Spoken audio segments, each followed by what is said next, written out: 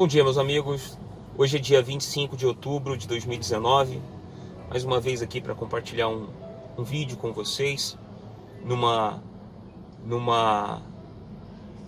missão de tentar levar a algumas pessoas um pouco do que é o verdadeiro evangelho, do poder que ele tem de transformar vidas, no poder que o evangelho tem de nos trazer esperança mesmo em meio ao caos. Ou seja, a palavra de Deus, o seu santo evangelho, ele tem o poder de, em meio ao caos, nós termos esperança de que Deus ele cuida de nós. Independente do que nós estamos passando, independente do que estamos vivendo, independente do que o país esteja vivendo, o evangelho nos traz esperança, porque ele aponta para Cristo, ele aponta para Jesus, e ele diz para nós que a nossa vida não é aqui, que a nossa vida está no porvir, está naquilo que Jesus está preparando para nós. Jesus está preparando uma morada para nós. Então, o evangelho tem esse poder de nos trazer esperança no Cristo da cruz, não para esse tempo presente, mas para a eternidade. É claro que algumas pessoas desfrutam de uma vida de qualidade aqui, e outras não desfrutam dessa vida de qualidade. Algumas pessoas têm mais dificuldades, outras têm menos dificuldades, mas com isso não quer dizer que Deus tenha favorecido mais a uns do que a outros. Deus ele é soberano. Deus ele conhece o coração de cada um, ele sabe da intenção do coração de cada um, ele sabe para quem ele dá. E quando ele dá, não quer dizer que aquela pessoa mereceu, ou ela mereça mais do que aquele que tem mais necessidade. Mas como eu disse, Deus conhece o coração. O homem vê a aparência, o homem vê o momento ali. Deus não, Deus ele conhece o coração. E ele sabe que determinadas pessoas, se ele abençoar, ele acaba perdendo. Não que Deus vá perder essas pessoas, mas essas pessoas vão se perder de Deus. Então, só para recapitular, Deus não vai perder ninguém, mas as pessoas vão se perder de Deus. Por quê? Porque muitas vezes nós não sabemos administrar as bênçãos que vêm do alto. E Deus ele não abençoa para ter um fim na pessoa, mas Deus abençoa para que aquela pessoa coloque à disposição das pessoas, né? Para que aquelas pessoas que receberam bênçãos seja canal de bênção na vida de outras pessoas. E então a gente vê muitas vezes pessoas gozando de uma vida de qualidade, atrelando o gozo dessa vida de qualidade dela a Deus, porque Deus deu a ela, e ela não ajuda ninguém, ela é uma pessoa egoísta, avarenta, ou ela só ajuda quem convém a ela, né? Ela muitas vezes não ajuda porque acha que se ela ajudar, ela vai estar fomentando a miséria daquela pessoa, porque ela acha que aquela pessoa vai utilizar o dinheiro que ela der para uso de alguma coisa ilícita, ou então vai comprar o que não precisa. E na verdade o evangelho não nos manda dar para quem merece, porque se Deus fosse se Deus tivesse esse mesmo critério que nós temos para ajudar, se Deus estivesse conosco, a pergunta é, será que algum de nós iríamos merecer alguma coisa? Ou iríamos ter crédito com Deus em receber alguma coisa? Então, o critério dela está errado. Então, hoje o vídeo ele tem uma finalidade de mostrar que o ensino de muitas igrejas, e aqui diretamente eu estou falando da instituição universal, mas muitas igrejas que são parecidas com elas, que deixaram que o humanismo entrasse dentro da instituição, dentro da igreja. E aí hoje a gente vê pessoas dando ordem a Deus. E eu queria compartilhar duas situações. Uma está na Bíblia e a outra é um estudo sobre o humanismo. Na verdade, um resumo sobre o humanismo. Então, eu queria dizer primeiramente, o que é o humanismo? O humanismo é tudo aquilo que coloca o homem no centro. Então, a centralidade está no homem. Como o homem, ele vai ser o idealizador, ele vai ser o cara das ideias. O humanismo coloca você no centro da mensagem, ou seja, você é uma pessoa importante, você é importante para Deus, porque Deus precisa de você, porque Deus precisa de você para que a obra dele avance. Isso é tudo humanismo. Isso é tudo humanismo. E eu queria dizer para você que é muito fácil você ver isso dentro da instituição Universal, quando a Universal pega e faz com que cada dia da semana tenha uma finalidade diferente dentro do chamado cristianismo aqui da Universal. Porque a Universal não é uma igreja cristã, a Universal é uma seita. É duro ouvir isso, mas é verdade, ela é uma seita. Então, eu quero aqui dizer para você, e vou provar para você, através da palavra de Deus, no que eu estou falando, e esse humanismo dentro da instituição Universal. Então, a Universal, ela acaba humanizando a Deus quando ela divide os cultos dela, que deveria ser a Deus, a centralidade do homem. Então, na segunda-feira você busca pela sua vida financeira, na terça-feira você busca pela sua libertação, para quebrar as maldições. Na quarta-feira você tem um chamado culto a Deus. Na quinta-feira você tem uma outra finalidade. Na sexta-feira você também tem libertação. Sábado você tem o jejum. No domingo você tem busca ao Espírito Santo, assim como na quarta-feira. Essa é a divisão que a Universal faz dos 7 dias da semana. Então o que a Universal faz? Ela divide a grandeza de Deus. Como se Deus precisasse de um dia da semana para abençoar alguém. Como se Deus fosse manifestar na vida financeira tão somente na segunda-feira. Porque a segunda-feira é o dia de buscar prosperidade, de buscar transformação para essa área da vida.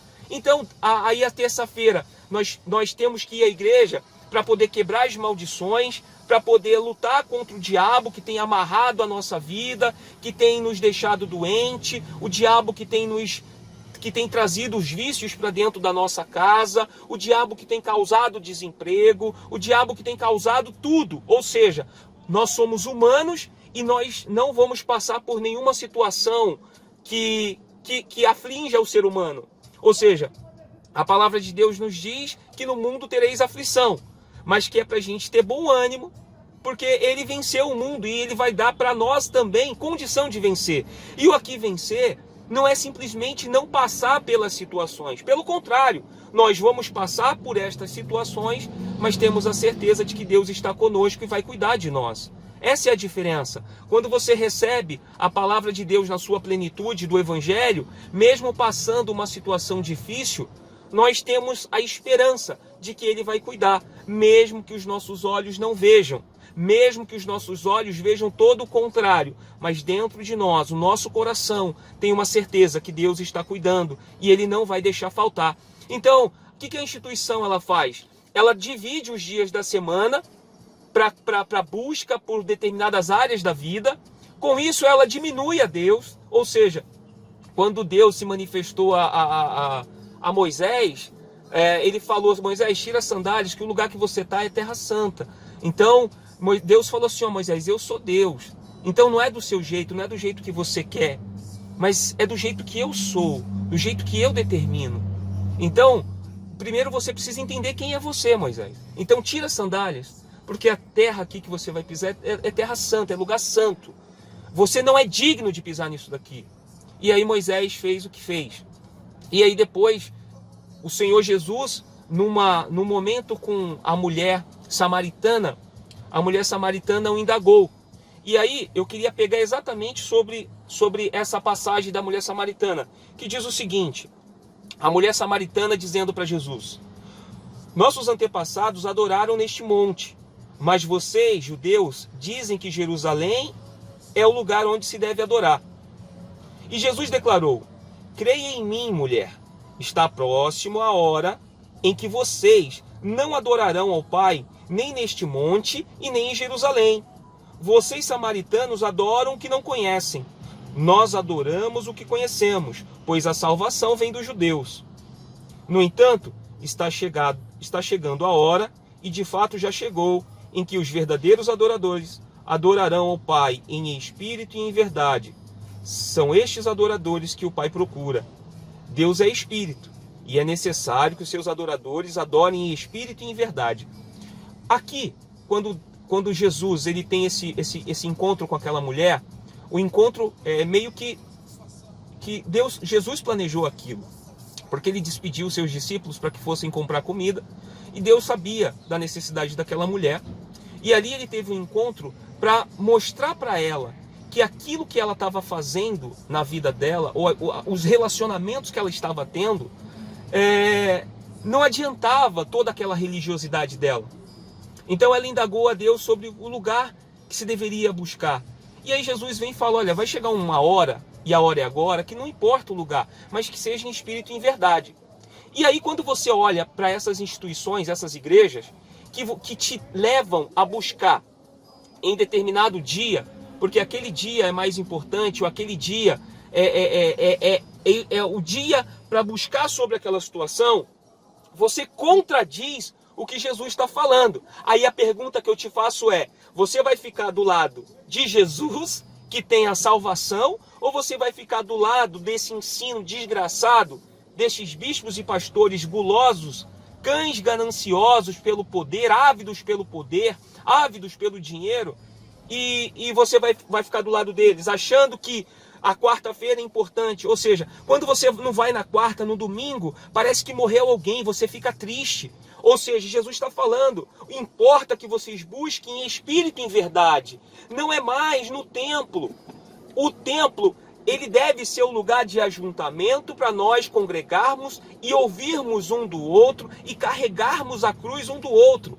Quando estamos reunidos, somos igreja. Quando estamos reunidos, somos igrejas. Porque não existe uma igreja sem membros. Então, nós compartilhamos, ou nós carregamos, deveríamos carregar, a cruz um do outro, nos relacionamentos que nós temos. E aí, a gente tenta humanizar a Deus porque acha que é segunda-feira, porque eu fiz 7 segundas-feiras, porque eu fiz 7 terças-feiras da libertação, porque fiz o jejum do impossível 7 dias, ou 7 domingos do Espírito Santo, como se Deus fosse se manifestar na sua vida pelo que você fez. E aqui eu estou dizendo que isso é humanismo, é colocar o homem no centro da coisa. Deixa eu só ler um pouquinho, e aí não está na Bíblia não, tá? Um resumo sobre o humanismo. O humanismo foi um movimento intelectual iniciado na Itália no século XV, com o Renascimento e difundido pela Europa, rompendo com a forte influência da Igreja e do pensamento religioso da Idade Média. O teocentrismo, Deus como centro de tudo, cede lugar ao antropocentrismo, passando o homem a ser o centro do interesse. Quando a gente coloca o homem no centro da mensagem, nós deixamos de dar glória ou de prestar culto a Deus para prestar culto ao homem. Ou seja, nós agora buscamos a Deus pelas nossas necessidades, pelas nossas dificuldades. Vamos buscar a Deus pelo que Ele pode nos oferecer. Porque Deus ele vai dar uma vida de qualidade para nós. Porque Deus ele vai abençoar e vai nos dar uma casa, vai nos dar um carro, vai nos dar um emprego de qualidade, vai curar todas as nossas doenças. Deus ele vai restaurar o nosso casamento. Deus ele vai libertar os nossos filhos da droga, do roubo, de tudo que... Ou seja, nós colocamos o homem no centro da mensagem. Isso é humanismo. Nós limitamos a Deus e a soberania de Deus.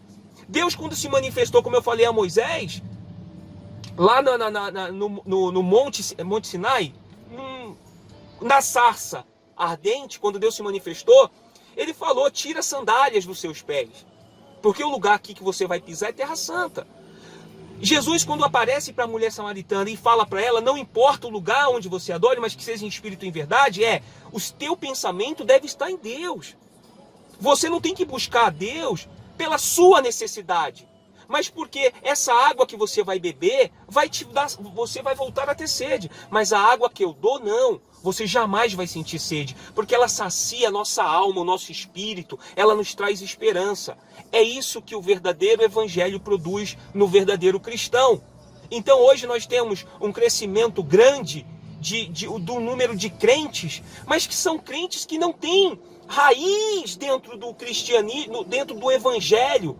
Eles acham que merecem, eles acham que não tem que passar por privações, por momentos difíceis, porque entregaram a vida a Deus. E eu digo, quando você é cristão, a tua vida e as tuas dificuldades serão muito maiores do que antes, porque agora você já passa a ser um extraterrestre nessa terra. Você passa a ser diferente. Você já não convive mais, ou você já não busca mais a glória deste mundo. Você busca agradar a Deus. E buscar agradar a Deus é tomar a nossa cruz, morrermos a cada dia para a nossa vida, para os nossos desejos, para os nossos sonhos, porque entendemos que a nossa vida não está mais aqui. A nossa vida não pertence mais a esse mundo. Isso é tomar a nossa cruz. E aí nós vamos a essas igrejas, principalmente a Instituição Universal, e nós vemos o dia da cura, o dia do Espírito Santo, como se Deus precisasse de dia para se manifestar, para ser Deus. Então Deus, pessoal, Deus é soberano. Ele é o Criador dos céus e da terra. Lá em Apocalipse fala que ele é o princípio e o fim. Quem precisa de tempo somos nós. Nós precisamos de tempo. Hoje eu estou com 38 anos. Talvez eu viva, eu não sei mais quanto tempo eu vou viver. Mas a minha vida perto de Deus é nada. É isso, ó, é um estalo. A minha vida é nada. Se resume a nada. Mas Deus tem a eternidade na mão dele. Como eu posso achar que Deus só vai se manifestar na minha vida em determinado dia, ou porque eu fiz determinado campanha que eu fui orientado pelo bispo ou pelo pastor, seja o que for aí na sua instituição? Eu falo aqui porque eu vivi dentro da Instituição Universal durante quase toda a minha vida. E hoje eu não estou mais nela. E hoje eu entendo que determinadas igrejas seguem o mesmo caminho, o mesmo ensino desgraçado e maldito, que coloca o homem no centro da mensagem, que coloca o homem em posição de colocar Deus na parede e exigir de Deus as bênçãos que foram prometidas. Ou seja, humanismo. A gente acha que Deus tem obrigação porque agora eu deixei de viver, de repente, na prática de alguns pecados. Continuo sendo pecador, tá? Mas porque eu deixei de praticar alguns pecados, e agora eu dou dízimo, e agora eu dou oferta, e agora eu faço sacrifício, e agora eu faço campanha, e agora eu vou todas as segundas-feiras, à meia-noite, e eu acho que Deus precisa que eu vá à igreja à meia-noite para ele me abençoar. Não importa, a sua oração da meio-dia é igual à sua oração das 3 da manhã. O sacrifício quem faz não é você, foi Jesus que fez naquela cruz. Jesus fez o sacrifício perfeito para que nós hoje tivéssemos a fé nele. Tudo que nós somos e tudo que nós, pela graça, ganhamos foi porque Jesus fez o sacrifício. Então o mérito é do sacrifício de Jesus e não meu mérito. Aí você acha que agora, porque você faz determinados sacrifícios, que você pode colocar Deus na parede porque você é o bonzão. Então, esquece essas questões de dias. Para Deus, todos os dias são iguais. Está com dificuldade financeira? Converse com Deus. Na segunda, na terça, na quarta, na quinta, na sexta, no sábado, no domingo, todos os dias. Mas saiba que para tudo há um tempo determinado debaixo do céu. Não é no momento que nós oramos que vai acontecer o milagre. Embora Deus possa fazer o milagre. Porém, nós precisamos entender que nós somos servos. Nós somos servos. Nós não vamos exigir ou obrigar a Deus nos abençoar, porque nós somos pecadores.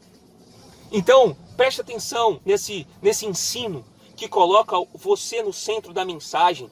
Presta atenção nesse louvor que você ouve, que te coloca no centro da mensagem do louvor. O culto deve ser a Deus e tão somente a Deus. Não importa o que nós estamos passando, Deus está no controle de todas as coisas. Quando nós vivemos isso, quando nós entendemos isso, que Deus está no controle de todas as coisas, nós passamos a viver uma vida diferente. Nós passamos a viver uma vida nesta terra como peregrino.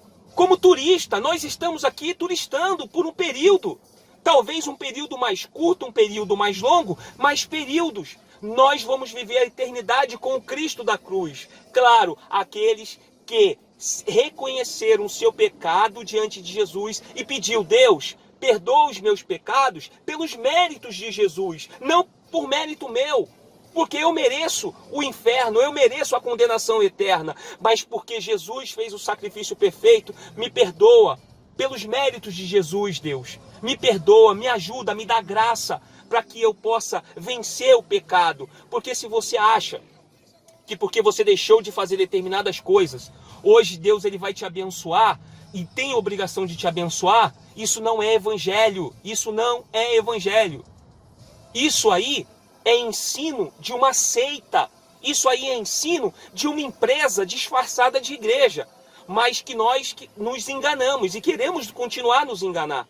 Então que você possa meditar sobre isso, que você possa pensar sobre isso. Nós não merecemos nada. Deus, ele não precisa de tempo. Deus não precisa de dia. Ele é Deus. Eu preciso de tempo. Eu preciso de dias. Mas Deus não. Deus é soberano sobre todas as coisas. Ele é o princípio e o fim. Deus, ele é o que é. Ele é o que é. Ele não muda. Deus não muda por conta da minha adoração. Nem se eu adoro, nem se eu não adoro. Ele é Deus. Mas, segunda-feira, à meia-noite, a oração às 3 da manhã, subir ao monte, você acha que você está mais próximo de Deus. Você está próximo de Deus quando você alimenta os seus pensamentos nas coisas do alto, quando você medita na palavra dele e o seu dia você faz tudo para agradar a Deus, as suas ações, as suas reações, as suas intenções, o teu coração está voltado para ele. Espírito e verdade o meu coração está voltado para as coisas do alto e eu não queria errar para agradar a Deus, não para ter benefício da não prática do pecado. Não, eu não peco ou deixei de pecar para ter agora uma vida de qualidade. Não, porque eu reconheci que eu era depravado, que eu era pecador. E agora, em amor ao Senhor Jesus, em gratidão ao que Ele fez por mim naquela cruz, hoje eu procuro viver uma vida separada. Eu não busco mais a glória deste mundo para mim, mas eu busco fazer com que conheçam ao Cristo que eu conheci naquela cruz através da minha vida. E a minha vida precisa apontar para o Senhor Jesus e não apontar para a igreja que eu frequento, para as bênçãos que eu possa ter ou conquistar através daquilo que é do ensino daquela instituição. Não, nós temos que ser confrontados com o pecado que somos escravos. Nós precisamos nos voltar para o verdadeiro evangelho. E o verdadeiro evangelho não está nesta instituição ou nessas instituições parecidas com a instituição universal. Isso são empresas disfarçadas que têm vendido um evangelho barato, que têm vendido um Cristo fast food, um Cristo delivery, que você chega lá, faz o seu pedido, coloca o benefício e aí ele vai te abençoar. Então, esse Cristo fast food, eu quero distância. Esse Cristo que é vendido nessas instituições, eu quero distância. Mas eu quero agradar o meu Deus de todo o meu coração, com toda a minha vida. Nem que para isso os meus sonhos e projetos sejam desfeitos, mas a Ele seja toda a honra, toda a glória, todo o louvor e toda a minha vida é dele. E é isso que eu tenho para falar hoje, tá bom? Que Deus abençoe e até uma próxima. Tchau, tchau.